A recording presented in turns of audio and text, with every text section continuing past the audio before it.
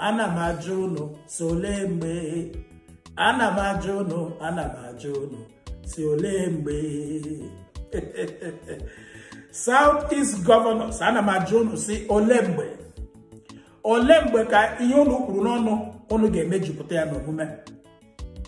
Tata dịka mpụtagoro na agbagwa m okwu na Ojene TV m, o nwere imerime ihe ndị m ga-ebughasị ebe a taa nakwa nke ndị m ga-egosipụta gasị egosipụta. Na nso a ka unu jere gaa bepụrụ ndị ezinụlọ Ogbonna ya ọnụ ma nụrụkwa ebe ahụ metụgasị aka na ụmụ ihe ndị dị anya. Unu mesikwara kwuo na unu ekpebigo ụfọdụ ihe ndị unu kwesịrị ime. Ihe ndị a dịka mgbe ụfọdụ ọ bụrụ egbe ọnụ, maka amatara m imerime n'ime ụlọ ụdịrị egbe ọnụ ụnụ gbara mgbe a na-eme nkwado ntụliaka elu.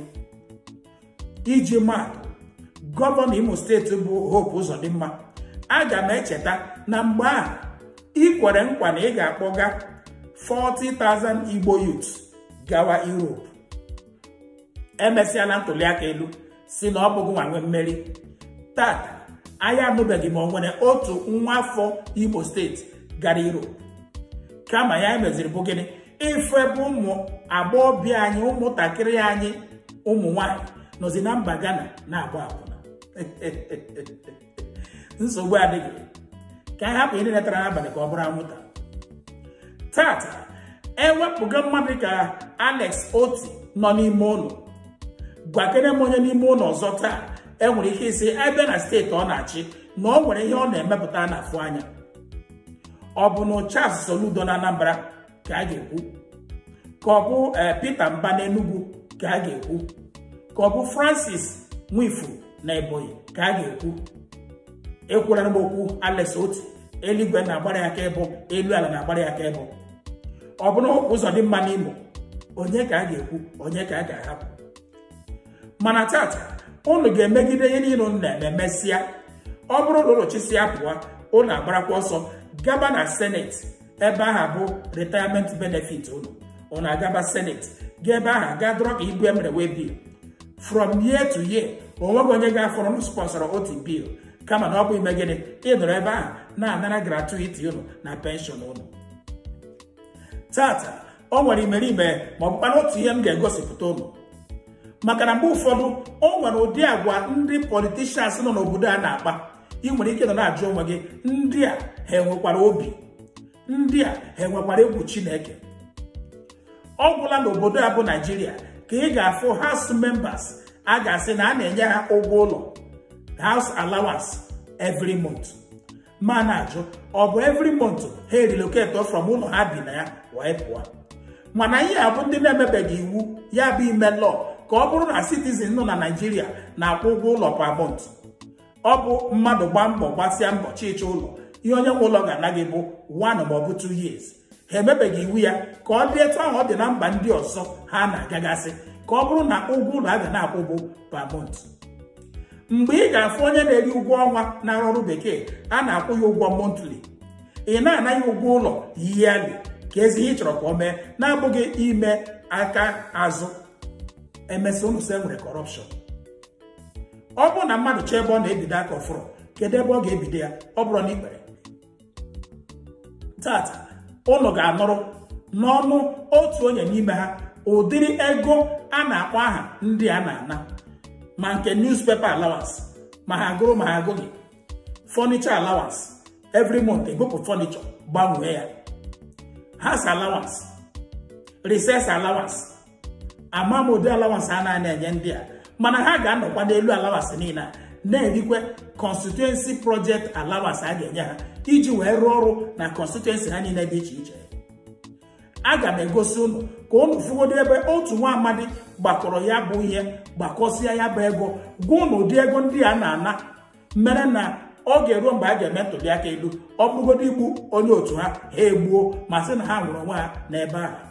Unu ga-afụ ebe mere mgbakọ ya bụ ego agbakọsịa ya unu anụrụ ụdị ego ndị a na-ana. Ndị nke abụkwa House member ọ bụrụkwa Senate. Unu nụzi ụdị ego a na-akpọ aha unu abịa nụrụzi ya n'ọnụ otu onye n'ime ha ka o kwuru ya na ọbụla dị ya na anụ ụdị ego ahụ. Otu ihe ga-egosipụta unu na ndị a maara ihe ha na-eme. Ihe ha na-eme doro ha anya. Aga m egosi unu ka unu fụrụ onye nke chiburu Abia ikpeazụ tupu Alex Oti abanye ya bụ Victor Okezie ikpeazụ. Unu nụ ihe si ya n'ọnụ wee pụta.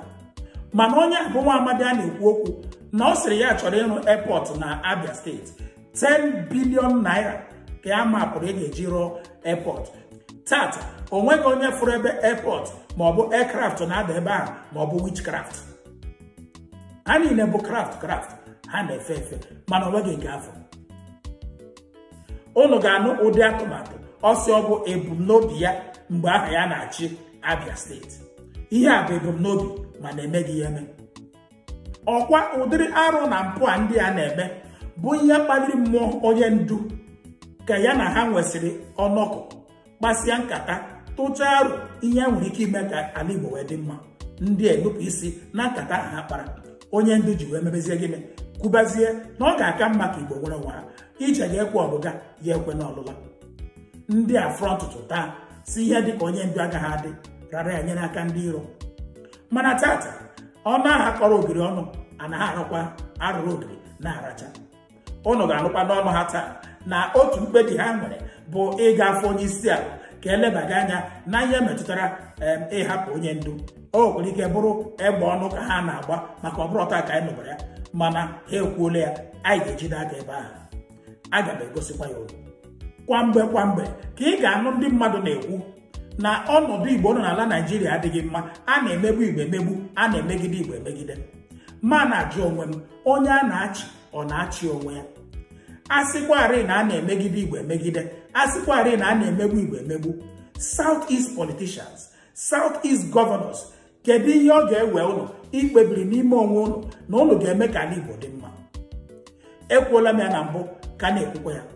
Ọ bụrụ na ndị South East governors enweghị ike inwe mkpebi n'onwe ha si ka ha rụọ refinery n'ala Igbo, ọ bụ na enweghị ike inwe mkpebi n'onwe ha si ka ha rụọ trail n'ala Igbo, nwere ike ị na-agba steeti ise eji mara ala Igbo okirikiri, ọ bụ na ndị a enweghị ike itikwa aka ọnụ mara ihe ha ga-eme ka e nwee seaport n'ala Igbo.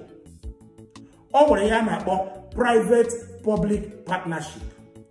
Ọ bụ unu ga-achọta ndị ga-enye aka ka unu na ha partner ha eme ihe ndị a n'ala Igbo ka ala Igbo dị mma. Eluigwe ọ ga-adọbi?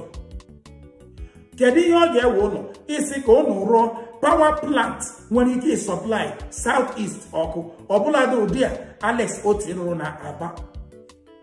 Mana ihe unu ma bụ gịnị? Fọfọju akpa na-ezu ego unu nwere ike irigide nwụọ, ụmụ unu erigide nwụọ, ụmụ unu erigide ya wee nwụọ. Unu zụcha unu aga n'ụlọ ụka gaa n'ihu oche buru akwụkwọ nsọ. Ma na-ajụ ụdị ndị a Chineke nwere ike ikpe ha ikpe ka ọ bụ ekwensu ga-ekpe ha ikpe? Maka amara m na ụdịrị agwa ndị a na-akpa ọbụladị ekwensu n'onwe ya na-eme nkụja. O nwere imerime n'ime ha ekwensu nwere ike ịbụ ụbọchị ikpeazụ ọ sị ha mba, abịakwala ebe a agaghị aba mụ na gị. Lekwa karajim, lekwa kerozin ga-eme establish ya alụ nke gị na ụdị mmadụ gị adịghị abụọ. Ụdị arụ na mpụ ndị a na-eme ha mesịa ya ga-ajụba onwe gị, ọ bụkwa otu Chineke a kere mmadụ kere ụdị ndị a? Ọ bụkwa ụdị obi a mmadụ bụ mmadụ Chineke ekere nwere ka ndị a nwere? Aga m egosi unu imerime ya ndị unu ga-eji anya unu were fụta unu fụsịa unu enwezie mkpebi n'onwe unu.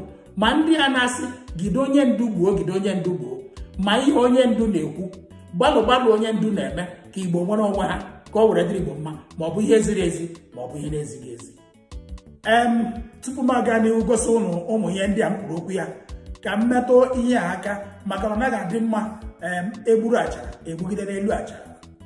Ọ bụrụ na unu ga-echeta na ọnọkọ ole gara aga ugbu a m megụla, o nwere ọkwa mmara ebe a m sịrị unu na ọ bụ ọkwa metụtara ọgwụ a m na-akpọ ọgwọ n'ọrịa. Ihe nji na-akpọ ọgwụ a ọgwọ n'ọrịa bụ na n'eziokwu afụgo m imerime ọrịa ndị ikekwu na-akpọ terminal disease, ya bụ ọrịa na-enweghị ngwọta, mana mgbọrọgwụ a ma ọ bụ ọgwụ a gwọrọ ndị a ewere ụwa. Ma ndị nke na-arịa obiri n'aja ọcha afụgo m onye ji ya wee gwọọ, ma ndị nke na-arịa fibroid, ma ndị nke na-arịa kansa, ma ndị nke na-arịa diabetes, ma ndị nke na-arịa hepatitis, anyị hụcha na ndị ejiri ọgwụ a wee gwọọ. Tata o nwego imerime ndị ezigara ọgwụ a na mpaghara ụwa dị iche iche, ma na Canada, ma na Australia, ma na UK, ma na US, ma na Spain. Imerime ndị ebugara ọgwụ a, ụfọdụ n'ime ha akpọgo n'ekwentị wee nye ezi ọgbụgba ama kwupụta na ihe ha fụrụ n'ọgwụ a ha afụbeghị ya mbụ. O nwekwara ndị ka aka na-atụ anya ka nke ha rute ha aka, nwee ndidi na ihe dị ọkụ ga-emesịa jụọ oyi, ebe onye ọsọ ruru onye ije ga-eru ya. Etu a ndị ọzọ si nwetasịa nke ha, nke unu ga-erucha ụlọ aka. Unu mana obodo a bụ Naijiria, o nwere ike ga-eme ibu buru ya gaa na nnakụ chee na ọ ga-apụta ma ọ bụ echi. O nwere ike otu izu ụka ọ pụbeghị. Ọ bụ obodo anyị fụrụ nwaanyị n'ime ya, mana ihe dị mkpa bụ na ụfọdụ n'ime ọ na-afụgokwa na nke ụnụ nọ n'ụzọ ugbu a na-abịa abịa. Ọ bụrụ ndị nke jiri ya lekọta onwe ha anya na obodo a bụ Naijiria ka anyị ga-ekwu taa. O nwere otu nwanne anyị nwaanyị lesịrị ebe m kwuru okwu a wee kpọọ m n'ekwentị na-asị m ya amaghị na ọgwụ a nọ na ololo nke buru ibu, na ụdị nke ya gụrụ n'Aba na ọ bụ ụdị nke obere. Lekwa ya, ụdị nke obere na ọ bụ nke ya gụrụ n'Aba. Na ebe ya gokwanye ya n'Aba, onye resịrị ya ihe agwaghị ya na enwere nke nnukwu, na ọ gwara ya na ọ etu a ka ọgwụ a dị. Ụdị ego ọ resịkwara ya nke obere ọ kpọrọ aha, ama m ego na-enwe ike itinye ya n'elu ewere ya goo nke nnukwu. Mana nwa afọ Igbo werele nke a resị nwa afọ Igbo ya narị ya ego na-abụghị obere ego. Ọ gwakwana ya na enwere nnukwu nke nnukwu ya, maka nke nnukwu a nke obere atọ bụ ihe nọ n'ime ya. Mana nsogbu adịghị, Chineke emekwala ebere, nwaanyị amata na enwere nke nnukwu ya, oziekwala ozi ezigakwarala ya bụ nke nnukwu. Agwago m ụlọ ọrịa ndị ahụ ịfụrụ, ma ọ bụ ị na-arịa, ma ọ bụ ịma ichere na bekee agbala mbọ niile ha ga-agba ịṅụọ na ihe niile a ga-aṅụ aṅụ, o nweghị nke nwere isi. Nwanne, tụlee ọgwụ a, gị tụlee ya, ịhụghị ihe dị iche. Ụbọchị ọzọ ịfụrụ ebe a, gwa ndị mmadụ na ọ bụ asị ka m na-asị. O nwere otu nwanna asị obodo Amerịka wee kpọọ m ka mmapa ịkpọga aha ebe a, rịara ụdị ọrịa aha m bịakwara mgbe gara aga, ya bụ stroke. Ọ sịrị m na ihe aṅụgoro ọgwụ a bụ mkpụrụ ụbọchị 3, mana ụdị ihe ya fụrụ n'ahụ ya, ụdị mgbanwe ya fụrụ n'ahụ ya, na ọ bụgodị etu a ka ya dị ugbu a, na ya adịgo mma. Na nwunye ya na-anaghị ekwe na ihe banyere mgbọrọgwụ na mkpa akwụkwọ, nwunye ya fụsiri n'anya wee ghara agụgụ. Ya bụ gụnwa ọgwụ a rutegoro aka, onwe mgbanwe ịfụrụ n'ahụ gị, mee ka anyị nụta ya, ka anyị nwekwa ka ndị a bụ ndị oshi agụgụ ka ha were ntị ha wee nụrụ. Imerime n'ime ụnụ gakwara na comment section na YouTube ga na-ekwu okwu ihe banyere ọgwụ a, na-ajụ m ajụjụ dị iche iche banyere ọgwụ a. Aga m asị ụnụ ebe ahụ, maka ekwuru m ekwu na onye agala na comment section na Ogene TV m ga-ekwugbo okwu ihe banyere ọgwụ a. Ọ gaghị ekwe m ịsagba ya ụnụ ebe ahụ, maka ozi na aka nkụ ebe ahụ. M jiri gwa ụnụ, onye ọbụla chọrọ ịma ihe ọ chọrọ ịma, gaa na WhatsApp. Ekwentị ị na-ahụ n'ime ekwentị gị, ọ nọ na WhatsApp, were ya zibata ozi. Ị chọrọ ka ọgwụ a rute gị aka, zibata ozi na WhatsApp. Ị chọrọ ịjụ ajụjụ, zibata ya na WhatsApp. O nwere ị chọrọ ịma banyere ọgwụ a, zibata ya na WhatsApp. O nwere ndị nọkwa na-ajụ, ọ bụgo arụrụ ọgwụ a, ọ bụgo arụrụ ọgwụ a. Nwanne, ọ bụrụ ụmụ arụrụ ọgwụ a na South Africa. Ihe mụ nwa so bụrụ m gịnị, onye na-ebuso ya na-agbasa ya bụ ozi ọma, maka na asị onye fụrụ ụzọ ọma ya ezi nwanne ya. Afụrụ m ihe o meghara m, masịkwana ka m gwa ndị ọzọ. Ọ bụ na ọ nwere ị chọrọ ịma, zibata WhatsApp. Agala na comment section ka ekwubo okwu ya, ọma nkwe m ọsịsa, maka na ozi na aka nkụ ebe ahụ. Na-atụfughị ọgwụ ụnụ ugbu a, ka m bịa gosi ụnụ ihe ndị a m sịrị na m ga-egosi ụnụ taa, ka ụnụ were anya ụnụ wee fụ. Unanuo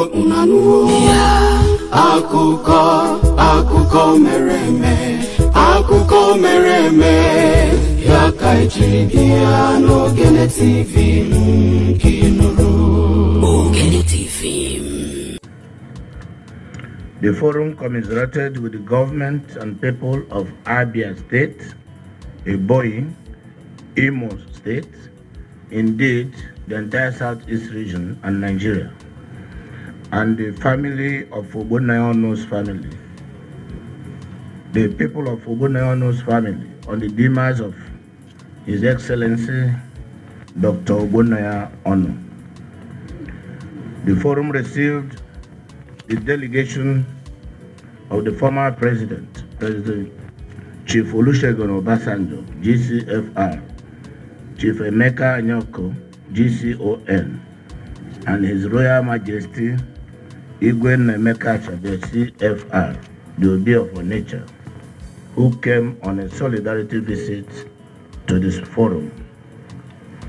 The forum deliberated on the reviewed report of the Southeast Security and Economic Summit held in Owerri on the 28th September 2023 and agreed to implement the aspects of the report pertaining to security and economic integration of the region, and affirmed its desire to put actionable plans on the key issues agreed. The forum resolved to visit Mr. President to discuss the pressing issues, all pressing issues concerning the Southeast region. The forum also deliberated and resolved to interface with the federal government to secure the release of Mazi Nnamdi Kanu. Signed, His Excellency the Governor of Imo State, Senator Hope Uzodimma CON, His Excellency Dr. Alex Oti OFR, the Governor of Abia State, His Excellency Professor Chukwu Masoludo CFR, the Governor of Anambra State, His Excellency Right Honorable Francis Nwifuru, the Governor of Ebonyi State, and finally our host governor, His Excellency Dr. Peter Mba. Thank you all, and may God bless you. To correct from the outset, we were thinking about a trade port. Trade port? Yes, because all we do in Nigeria is airport, and they don't seem viable. I wasn't thinking, Abia doesn't have money to sustain an airport. If it is for the purposes of airplane will land and airplane will take off. So we were saying, we can bring a small area into the airport so that somebody can come to the airport to shop and sleep and wait and then connect the next flight to the next location as they do in Dubai.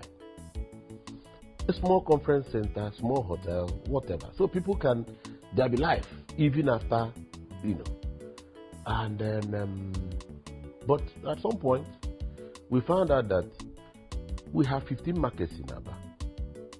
At the point we were thinking about this trade port, we realized that the road to area was bad.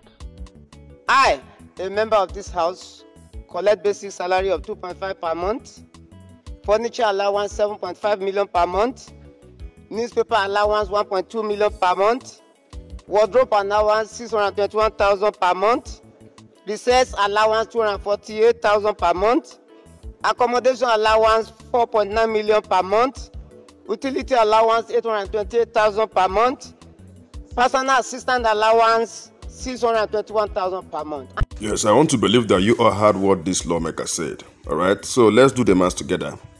So he said his salary per month is 2.5 million naira. All right, so when you multiply 2.5 million naira by 12, that is 30 million naira. Okay, this is what he earns in 1 year. This is what a Nigerian lawmaker earns in 1 year.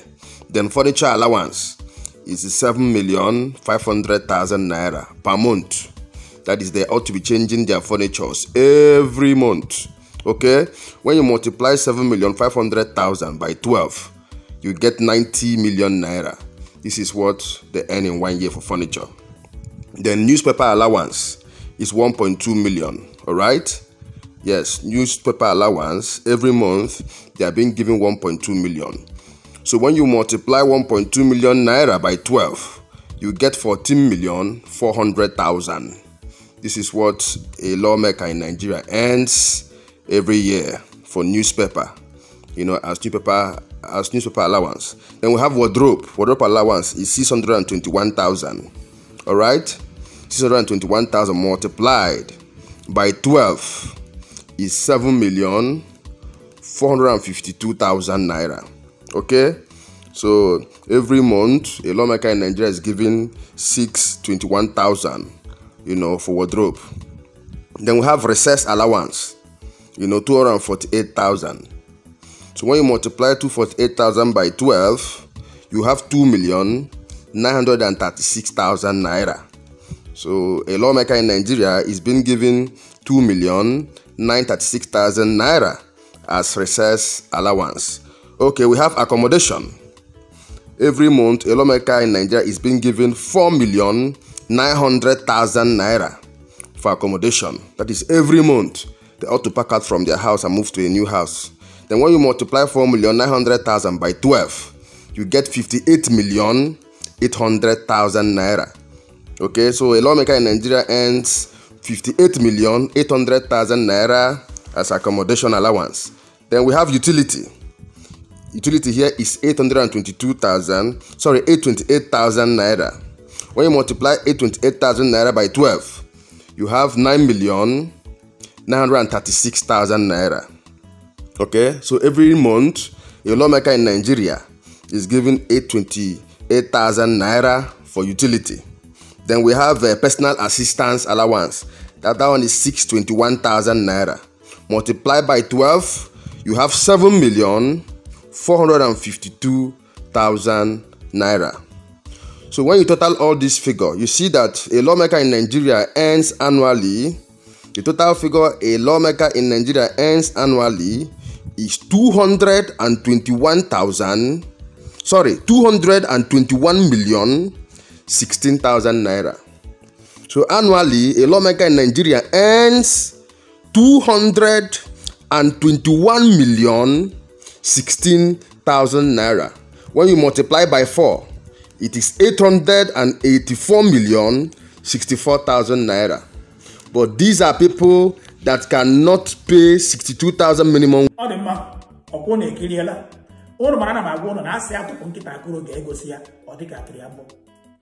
Ihe ndị a niile n'okere ugbu a ọ bụ ihe kwesịrị na-eme n'obodo ga-aga n'ihu.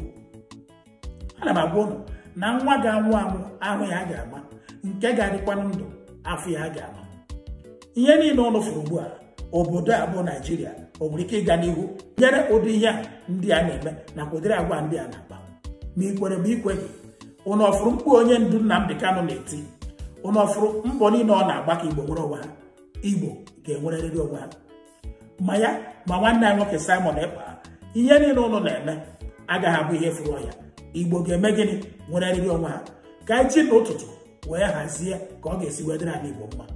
Maka Igbo obodo a bụ Nigeria, ihe chụghị ya bụ ụmụ.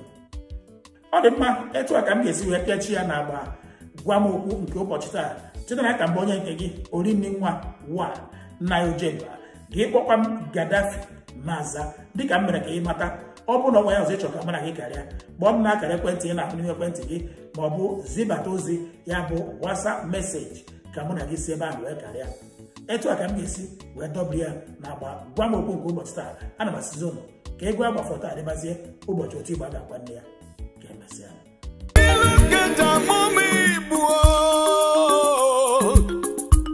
Ejirimara ndị Igbo.